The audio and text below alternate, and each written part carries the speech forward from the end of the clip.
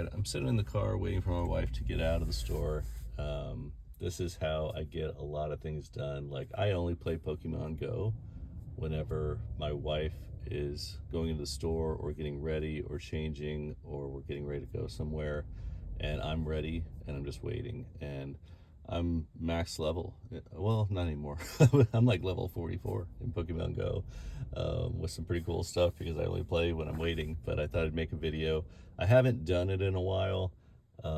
Life got kind of busy, and I felt like the videos with the Astros were getting a little bit repetitive. And I just wanted to bring you guys some different content for the few of you that listen. I appreciate it. But I don't think this is going to get a lot of views, and it's not going to be a popular opinion. But, you know, it's just kind of addressing what we saw with the Astros in the final couple months and how to move forward after the postseason debacle.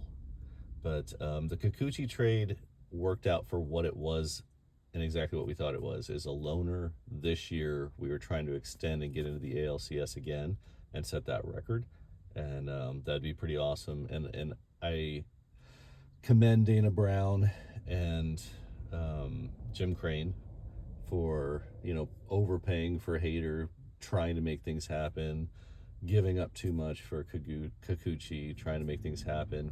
And I get the fans, and, you know, me being one of them, can agree, like, hey, you know, you gave up a lot of future there too, because, you know, Bloss was still developing and developing quickly. And Loperfido, you know, if he figures out, you know, the strike zone and the ability to hit some curveballs and things, he's gonna be a good player in the, you know, Major League Baseball. But, you know, wanting to win now, you trade for players who are playing now. So I get both sides of it, and, you know, it's hard to say that it didn't work with how Loperfido played since, you know, joining the Blue Jays, and we do miss having him, and how Kikuchi played since joining the Astros. So if we get Kikuchi back for like 14 to 17 million a year for like a 2-year deal, and maybe a team option on a 3rd year, then it was more successful. But if we lose him for nothing and we see Loperfido turns into an everyday player, Bloss turns into a starting rotation kind of player, then it's like, well, what have we done for the past 7-8 years? Is we've continued to lose players in the farm system, overpay for free agents like Montero, who do well for 1 year, and then we're hosed for like 2 or 3 years while we wait for their contracts to go up, or expire, I should say. So that puts us in a weird situation where the Verlander experiment didn't work. You know, I've mentioned it in a short video where, you know, when he initially left the Astros to go to the Mets, I was happy. I felt like that was the perfect time. I felt like we didn't overpay for him.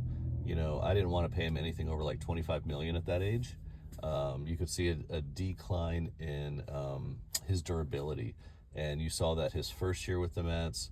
And then the Astros trade young prospects for him, again, something that we do. But I was like, look, you're trading for an older pitcher, hoping he pitches like he did 3 years ago, 2 years ago. He's showing signs of depreciating. And sure enough, you know, he started out the year on the IL. He came into the middle of the season on the IL. When he came back, he did not look good. He looked okay at best. He couldn't find the strike zone. And when he did, they hammered him. They weren't chasing his pitches because the word was out. He's not getting it done, and you can walk on this guy, so make him pitch to you. The coaches were probably like, I want to see 6-7 pitches every at bat. Don't swing at anything till you got 2 strikes, and that worked so well. I don't want him back next year. It will be stupid of the Astros to bring him back next year. You don't even want him on the roster. You don't even want the roster spot to be gone. Like, what did you see that makes you think that's a good idea? A team will sign him next year, and he will be hurt for half the year at least. And the times that he pitches, he will be like a 5, 6, or 7 option. You know, I know he wants to get to 300 wins in this day and age. I don't think he's a 300-win pitcher. He's not going to pitch till he's 48. So anyway, hope we don't take Verlander back. Then you have Kikuchi. Got to pay him 14 to 17, like we said.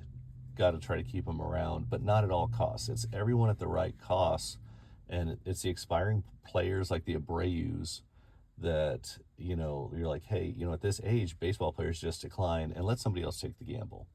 Don't sign one of those older players for a 2 to 3 year contract, tie up that money, and just pay him to be retired for a year and a half. That doesn't work. We got to learn a lesson with Abreu. Same thing with the Monteros. If they're a one-hit wonder, they had one good season, I'm paying you the average of your last 2 or 3 years. I'm not paying you for your one good season. If somebody else wants to overpay for them, let them. Look at the teams who picked up Carlos Correa. Look at the teams who picked up Springer. Are they happy about those contracts, paying them 30, 35 million a year? No. They wish they didn't have that on their books. Those players have depreciated and declined since those signings.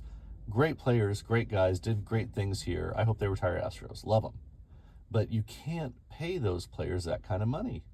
They go downhill from that point. Same thing with Bregman. That's what's going to happen. We've seen the best of Bregman. We've had his best years, and we don't owe him anything. He doesn't owe us anything. We've paid him 20, 25, 30 million dollars a year for a single year. He's had over $100 million contract with us. Done. We've fulfilled our terms.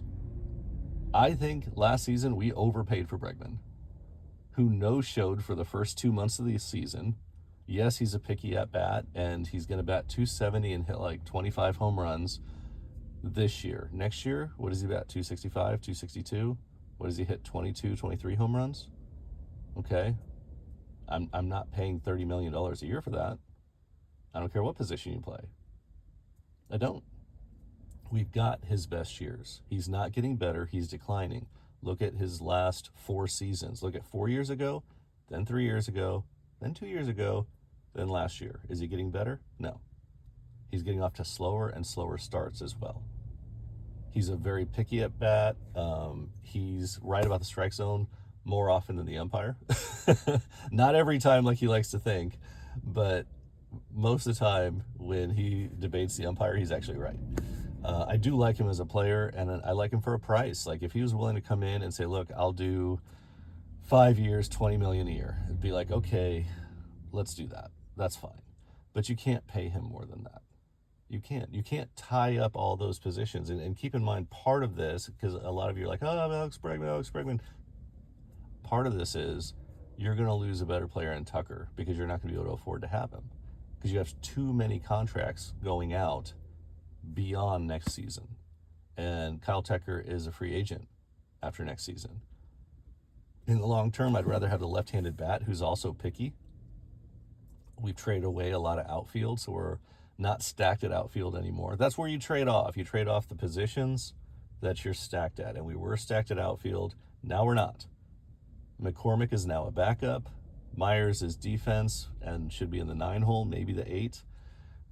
He should be the guy that's learning how to bunt people over or bring the third baseman in to take away the double play.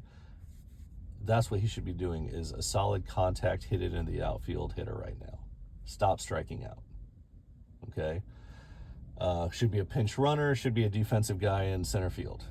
Can he be your everyday center fielder? I'd say for most games. And I would even say like maybe in the second half of games, maybe McCormick starts, and if he doesn't get a hit in his first couple at bats, you switch out to Myers. And you have better defense in the outfield, and you have somebody trying to bunt people over and, just make contact into the outfield. But yeah, you can't. Anyway, I'm gonna digress on Bregman. We have a lot of pitching coming back, but we see how often pitchers get injured, so you got to kind of sit a little bit fatter at pitcher. I think first chance you get to get rid of McCullers, you get rid of him before he gets hurt again. He didn't play last season, didn't play this season. When and if he comes back, it's like, dude, we can't afford to just have you sitting on the bench collecting that kind of money every year. You're durability liability. I think you got to keep Dubon, especially for the price tag. I think Pena is great for the price tag. I think Diaz is your long-term option for maybe somebody move over to first base and have Caratini playing catcher, to be completely honest. I would love to see Diaz just working on so much first base, and Yordan needs to be your DH. he is a liability. That big boy is a liability to get hurt and not be able to push you through the playoffs in a long baseball season. I know you love playing left field, man, and you got a great arm, and you can do it, but you're so good at the plate, and you're okay on defense. We need you at the plate. We don't need you on defense. Okay? We need you on the team, and we need you healthy. Period. With Jordan being a long-term man, Altuve and Yiner, I think you build role players around them. That's where you have your Pena. That's where you have Dubon. DeZenzo. A lot of people are giving a lot of crap to DeZenzo. Don't forget how young he is, and he definitely showed ability and he showed poise. And I think that he could be a good player in this league. I don't mind him coming off the bench. I don't mind him pinch hitting. I don't mind him playing a little bit of third base. That's where he started, by the way, people. He didn't start at first base. First base is something they pushed him into. So if you think he looked bad at first, it's because he's playing major league first baseman on the wrong side of the diamond. He's just playing third. Okay? He was serviceable as a hitter. Once he hit that home run in Boston, he started trying to crank every pitch.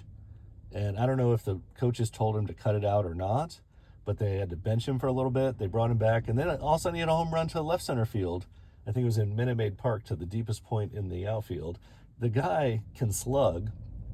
He can make contact. He has to be a little bit more picky at the plate, and he has to stop trying to kill every ball. If you notice something about Jordan, he looks at the pitch, and if it looks huge to him, like it looks like a beach ball, he tries to smack it out. If it looks like a good pitch, but it doesn't look like one that he wants to homer, he's happy with singling or doubling into the outfield. And he's not doing a home run swing. He's looking for solid contact. I think DeZenzo can learn that. I do think that he can.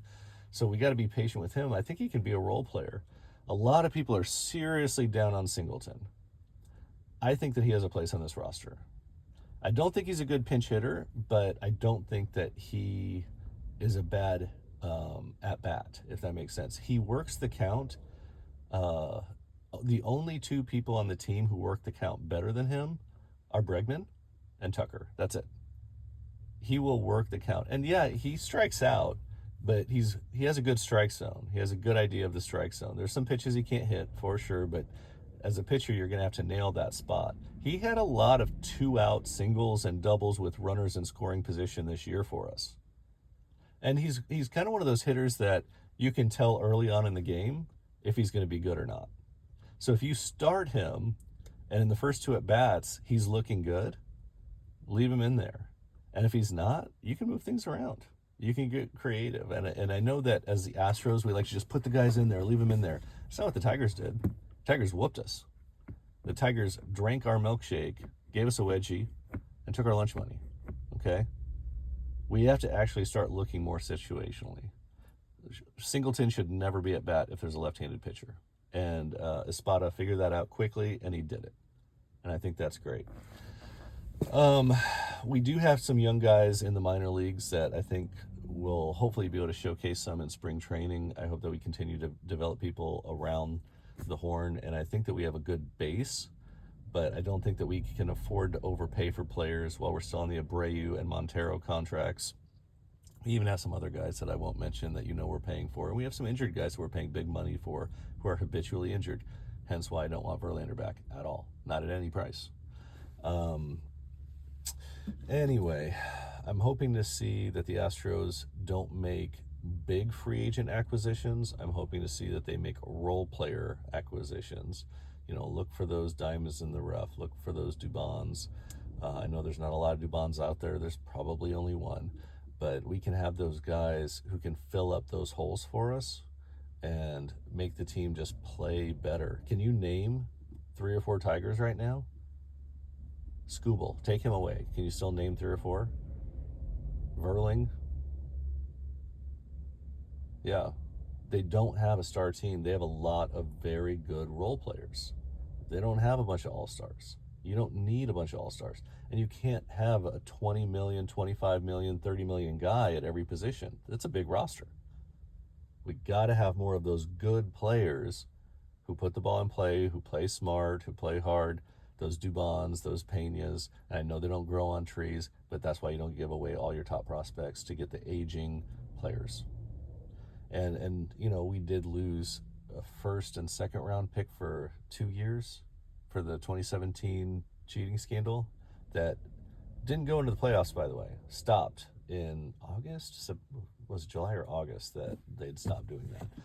And should never happen, but keep in mind, a lot of teams did that. They just put everything on the Astros because they could not have another scandal where people are just, everyone's taking steroids. You know, like in the 90s where it's like, oh, all of a sudden Barry Bonds and these other guys, I don't want to name one of the other guys because he's an Astro that went somewhere else. And there's another one who's deceased now that I want to be respectful for. But it's like, you know, in the back 5 years of your career, you don't get twice as good. You don't hit twice as many home runs.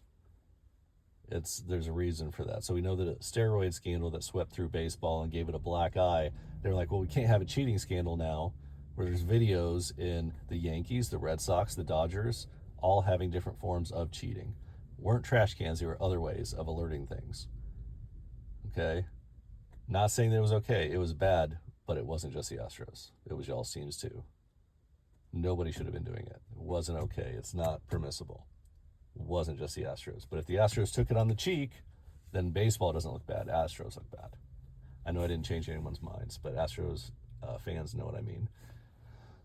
Well, I don't think I have anything else important to say, but I do still love the Astros, even though they didn't make the ALCS. That's what I grew up with. I grew up with the Astros not making the playoffs. I grew up with the Astros squeaking in and getting an early exit. You know, I started watching when we saw Mike Scott and a terrible contract with Jim DeShays. You know, I was watching when they had Nolan Ryan. I was at the game when Mark Portugal had his rookie debut and got blown up, but ended up having a good career. I was around when Craig Biggio first showed up, when Jeff Bagwell first showed up. I got tickets signed by Jeff Bagwell his rookie year. You know, so I've been watching the Astros for a long time, and I've been watching them not do well for a long time. So these past 8 years have been a gift, have been wonderful to watch, and it'll be nice to see if they can keep making the playoffs every year. It'd be nice to see them get back in championship form. If we have the team that we had this year, we will have an early exit next year.